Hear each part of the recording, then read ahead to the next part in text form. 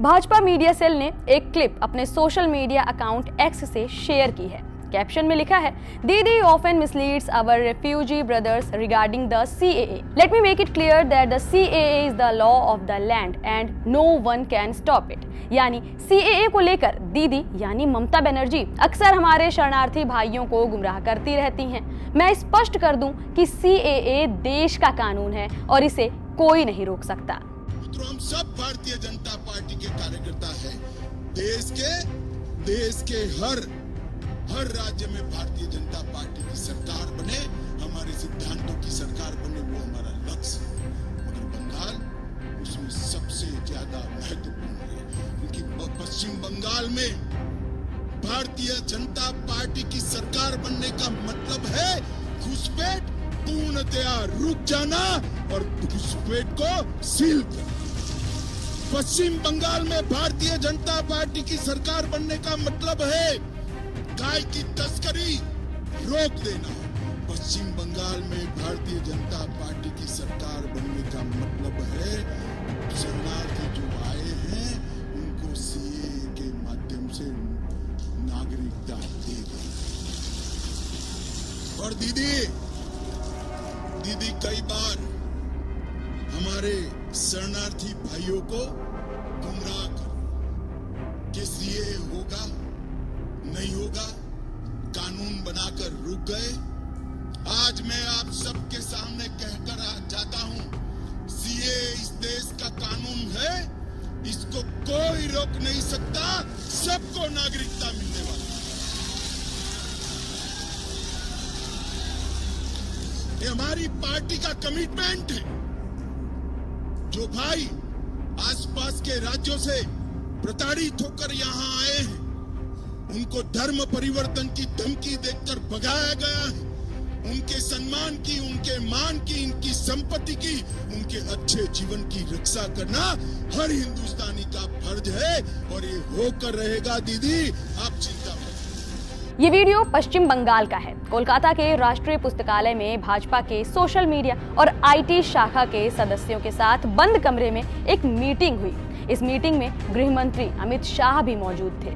उन्होंने CAA का जिक्र किया, वो मुद्दा जिस पर लेकर कई विवाद भी हुए। आगामी लोकसभा चुनाव को लेकर यहां की तैयारियों का गृह मंत्री ने जायजा लिया। उन्होंने ये भी कहा कि राज्य में भाजपा की सरकार बनाने का काम करता है। भाजपा सरकार घुसपैठ रोकेगी, गाय की तस्करी पूरी तरह से खत्म कर देगी और तो और CAA के जरिए धर्म के आधार पर प्रताड़ित किए गए लोगों को नागरिकता देगी। अमित शाह का ये वीडियो सोशल मीडिया पर वायरल है। वीडियो में अमित शाह ये भी कहते हुए साफ सुने जा सकते हैं कि TMC अध्यक्ष कभी कभी लोगों को, खास तौर पर शरणार्थियों को गुमराह करने की कोशिश करती हैं कि देश में CAA लागू होगा या नहीं।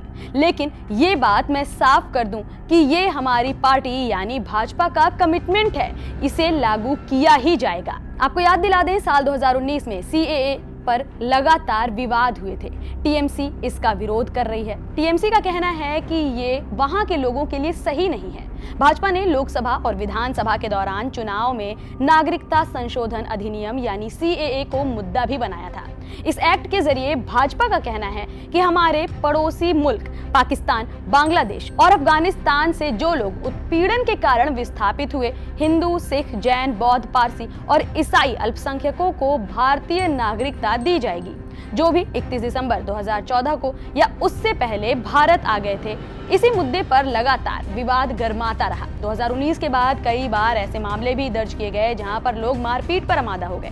मामला सुप्रीम कोर्ट भी पहुंचा, लेकिन सरकार ने इसे लेकर अपना मन नहीं बदला। फिर कोरोना महामारी की वजह से CAA रुक गया और आज तक लागू नहीं हो पाया। इस नियम के तहत प्रवासियों को ये साबित करना होगा कि वो अपने देशों से धार्मिक उत्पीड़न की वजह से भारत आए हैं और यहाँ के बाशिंदे बन गए हैं। वो उन भाषाओं को बोलते हो जो संविधान की 8वीं अनुसूची में है।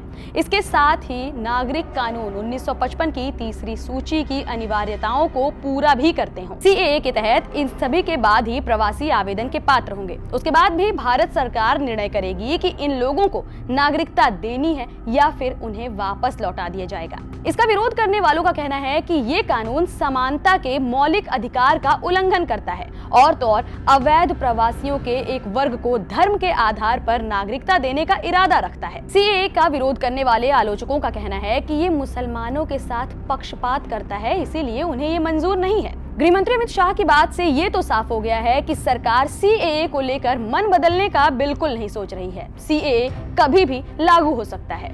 आपको ये खबर कैसी लगी हमें कमेंट सेक्शन में जरूर बताएं। ऐसी तमाम खबरों के लिए बने रहें न्यूज़ ट्रैक के साथ।